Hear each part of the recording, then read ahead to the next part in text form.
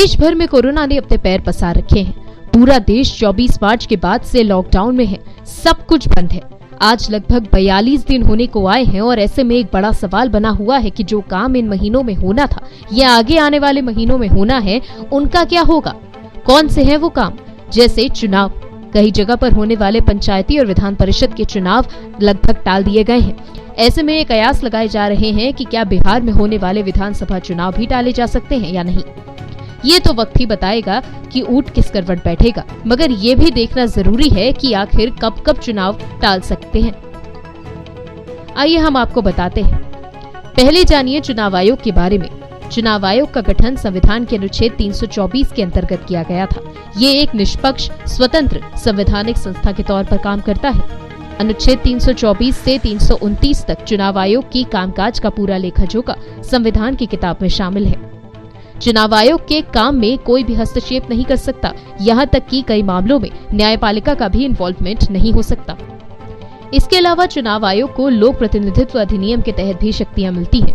अब आते हैं अपने सवाल पर कि चुनाव आयोग कब कब चुनाव टाल सकता है या निरस्त कर सकता है। लोक प्रतिनिधित्व अधिनियम 1951 की धारा 52, 58 और 153 इस मामले पर बात करती है। पहली स्थिति, कैंडिडेट की मौत।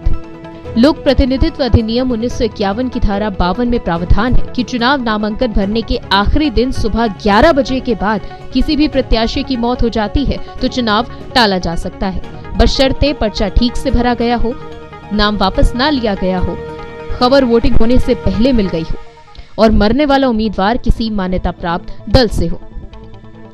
दूसरी स्थिति में दंगा फसाद या प्राकृतिक आपदा की बात होती है।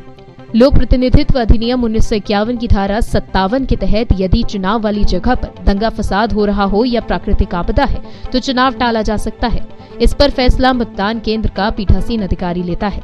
दंगा या आपदा पूरे राज्य में हो तो चुनाव आयोग इस पर फैसला लेता है और पूरे देश पर भी यही बात लागू होती है। अभी महामारी का दौर है, आपदा का दौर है और विशेषज्ञों की माने तो अगर बिहार विधानसभा चुनाव, जिसके अभी स्केड्यूल के हिसाब से साल 2020 के अक्टूबर या नवंबर में होने की आशंका है, ऐसे हालातों पर नजर डालते हुए शायद चुनाव आयोग इसको टाल भी सकता है या इसकी डेट्स आगे खिसक सकती है और ऐसे में तत्कालीन बिहार सरकार का कार्यकाल पूरा होते ही वहां गवर्नर रूल लगाया जा सकता है।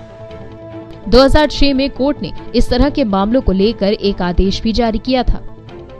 इसके अलावा ईवीएम में गड़बड़ी और बूथ कैप्चरिंग जैसे केसों में भी चुनाव टाला या रद्द किया जा सकता है। ऐसे में देखना दिलचस्प होगा कि क्या कोरोना वैश्विक संकट का असर बिहार विधानसभा चुनाव पर पड़ता है या नहीं। जानकारी के लिए बने रहिए बेबाक बोल के साथ।